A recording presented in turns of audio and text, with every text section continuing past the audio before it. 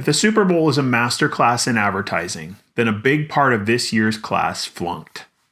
Now, I grew up in the age of great Super Bowl ads and entire campaigns that sometimes went on and on from even season to season, and you kind of got in this rhythm of this is what we're going to see. There was the Bud Bowl, there was the Puppy Bowl, there was years of fan-directed Doritos ads. Budweiser's Clydesdale showed up lots of times. You had classics like Where's the Beef, Apple, 1984, Coca-Cola, Hey Kid, Catch. You had moments where advertising and storytelling crossed over, where they touched on nostalgia. They found creative ways to speak not just to their brands, but to life as a whole. And it really carried much, much more than just a 30, 60-second spot could ever do. But this year was kind of unique. And really, we've kind of seen some patterns in the last few years. And the NFL is really not really helping the process by what they're doing internally and even the way they're programming the day. But the biggest winners in this year's Super Bowl commercials, in my opinion, were the ad agencies, not the brands or the consumers. Because really, when it comes to storytelling, and that's really what a good ad is an opportunity to tell a story in a very short format. Clarity is everything. And if I get to the end of your 30 or 60-second spot, 90 seconds maybe, as some of these commercials were, and I have no desire to ever rewatch an ad, it's a pretty good indication that you missed, and that you probably missed really bad.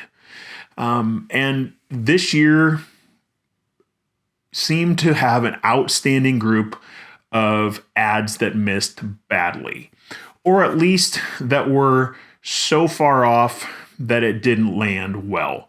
The first thing really that I think of when I'm thinking about ads and how we're telling stories through our ads, that piece of our marketing, is that ads shouldn't require an explanation.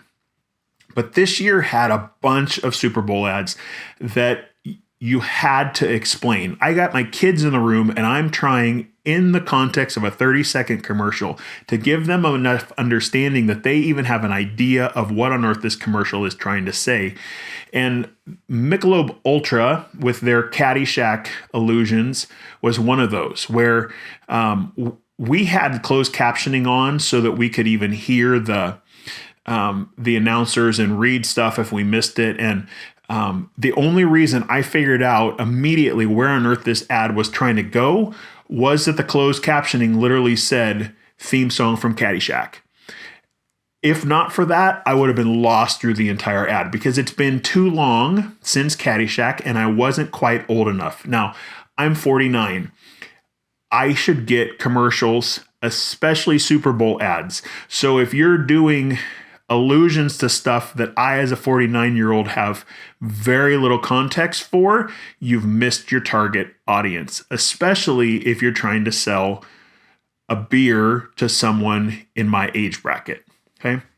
So it just took a lot of mental gymnastics to figure out where we were going, what we were going to try and accomplish. The next one that for me took too much explanation was T-Mobile, with the John Travolta and the guys from Scrubs singing as if they were in Greece and doing this weird musical meets I'm walking through the back lot of WandaVision, which kind of threw me off as well. But just because you can do a musical doesn't mean you should. And I got to the end, and I got to be honest, I wasn't thinking, ooh, T-Mobile. I'm thinking, can we please be done with this commercial? So it just really missed as well. The other things that an ad can't do is that nostalgia is great until it's not. Rakuten did the Not So Clueless ads, bringing back the character from the Clueless movies. And I spent half of the ad trying to figure out why on earth Clueless was the bit. In fact, I spent so much time trying to figure out why this was the bit that I missed who the ad was for. And it wasn't until I started researching it and I actually asked the people around the room, I'm like, was that supposed to be Clueless? What on earth was I have never heard the brand name, completely missed it because they had spent so much time with the shtick that they had not been clear on who it was actually for. The next one where nostalgia was great but just missed was the Uber one and the song rewrites. Like, it was cute at first, but within moments it felt like a bad string of dad jokes that you're just getting sympathy laughs for. And I wasn't quite sure, other than a awareness of Uber One existing, what on earth they were trying to get us to do. And the next one about nostalgia really just missing was the Planters and the roast of Mr. Peanut. Now, I understand roasts are typically a little awkward. They're a little weird. If you go back and watch historical roasts of people and characters, you get an idea that sometimes they're in good fun. Sometimes they're really kind of over the top. But this one, I have no idea what VaynerMedia was thinking with this ad campaign. And they put out some content today talking and praising their team and what they had accomplished. And the thing that came to mind was every creative room needs someone who has permission to say no. And they needed it on this one. The closing line from Mr. Peanut is, "I wish Planters had just killed me off again." And that was kind of a fitting into the commercial because it was ready to be done. The third thing that ads should not do is don't insult us with your gimmick. Okay? Don't belittle us as the viewer. Sometimes that can be funny, but Pringles with the best of us, we aren't monkeys or raccoons that stick our hand in in a hole with something shiny and get stuck, and then the fur traders come and grab us. Like, that works in the jungle. That is a dumb idea to keep pushing. And this isn't the first time they've run this concept, but they keep going back and forth to it. And this time they're trying to show, hey, people of all ethnicities and backgrounds and income levels have this problem. In my mind, all it highlighted was that you have a packaging issue that keeps people from fully consuming your product, and you're trying to blame the consumer in the process. So don't insult people with the gimmick you're using. And the next thought was avocados from Mexico make it better, but the ad did not make it better. I'm not sure what the heck was going on here. In the opening moments, I thought, well, this is an interesting twist. They're doing something about being in the Garden of Eden. Somehow avocados are making it better, which red light in my mind is avocados don't make anything better. They make everything nasty. And in an effort to be funny, really they missed, and the whole bit just kind of felt off. It felt like the early 2000s watching SNL when the jokes just didn't land. The laughs were more like groans, and like it just didn't ever have legs. So it's interesting to me that there were 40 plus, close to 50 ads for the Super Bowl in general. And more of them fit into these three categories than didn't. That they required explanation. The nostalgia really just kind of missed. They insulted in some way. The gimmick wasn't great. There were a few that really delivered. But then the question is, for the ads that do deliver, what makes an ad truly great? What is it about the storytelling that happens in that 30 seconds, that 60, 90-second block of time that makes a story excel, that makes a story connect and deliver at an even greater moment? And the very first thing is that it is clear storytelling. There's not a lot of extra wrapped around it. You can figure out what it is they're trying to say, who it is they're speaking to very, very clearly. And there were three specific that I felt like did a great job of this. The Dunkin' with the Dunkin' drive-through with Ben Affleck hit this on the head. Our house was loud. There were conversations going. We had multiple things happening. And this ad, even in the midst of the chaos, still made sense. It delivered the idea. I walked away going, Dunkin' Donuts, that sounds amazing. I'd like a donut. There was this aspect of, a little bit of being punked with a little bit of it's a cameo appearance to, the people in the ad actually looked and appeared, even though it was a commercial, that, hey, they're surprised that Ben Affleck is actually at the counter. And then to have Jennifer Lopez drive up in the car at that final moment and order her donut is a fantastic bit of cross and a little twist that just kept the storytelling fun and a little bit connected to reality in terms of personalities, but also drove home the brand name. The next one, whose storytelling was phenomenal and super clear, was Miller Lite versus Coors Light versus Blue Moon. Now, the simple concept here actually made me think back to some of the early 80s and 90s and the ads that were run in terms of there being a competition and it's who's the best. But really what stuck out here was the complete surprise at the very end that it's neither of those, that it's Blue Moon who this ad is really for. They kept you guessing the entire time, but the whole thing felt very campy and fun.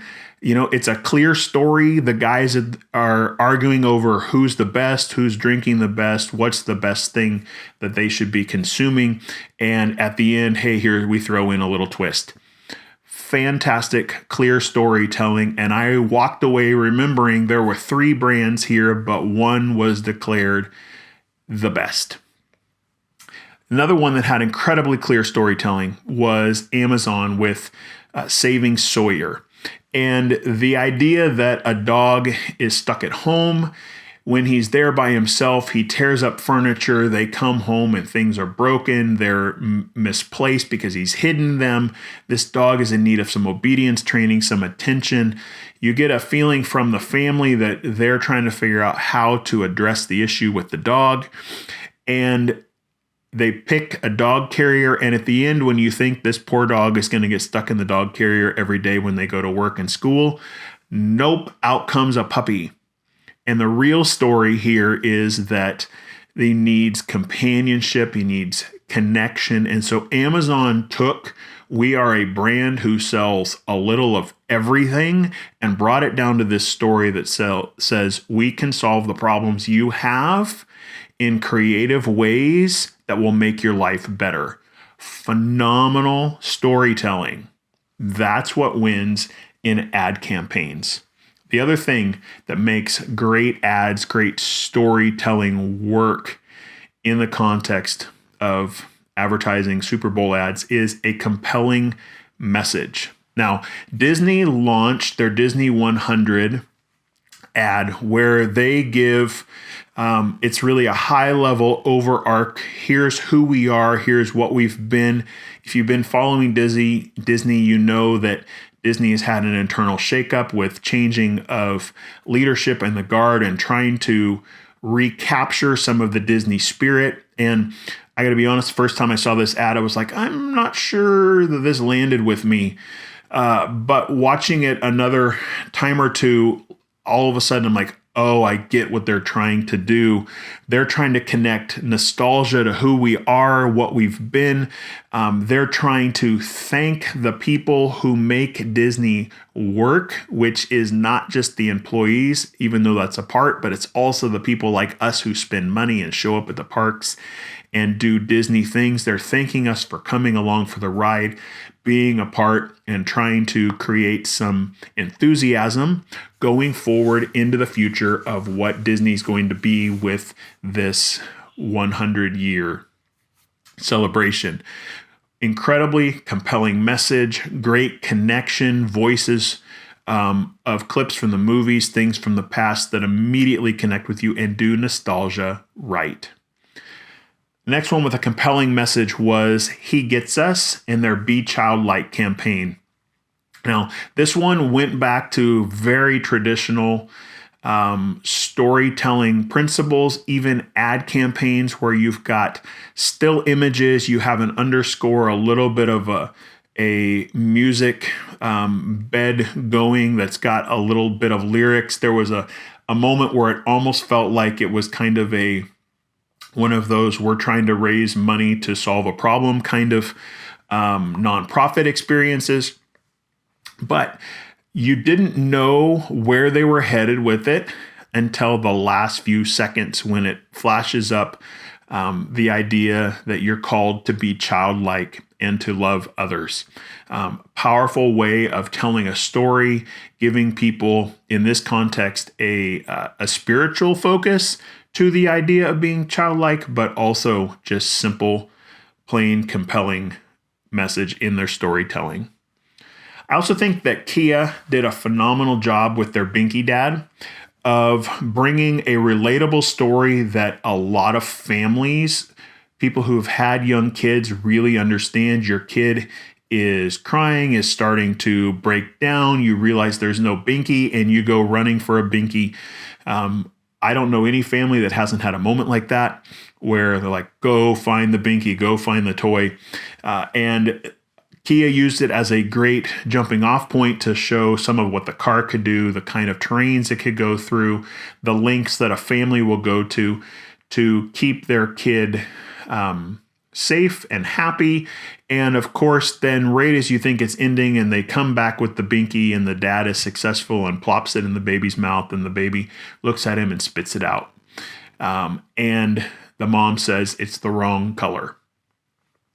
Everyone has had a moment like that. There's a lot of commonality. They suck you right in with that compelling message. And at the end, you're left with, oh, Kia helped save the day for this family. The last one that I feel like really had an incredibly compelling message was Dexcom and Feels Like Magic.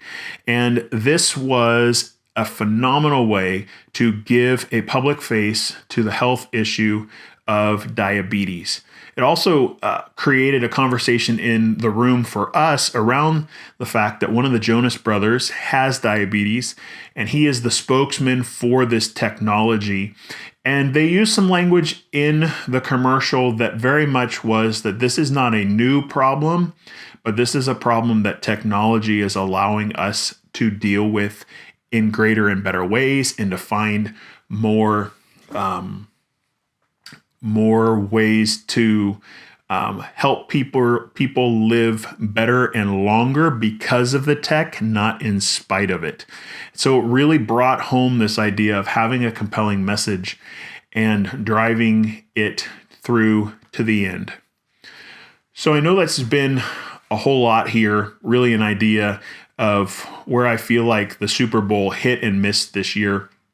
But it is always interesting to me to know that a lot of these companies, these brands spent between $6-7 million for an ad spot. The longer ads were even more than that.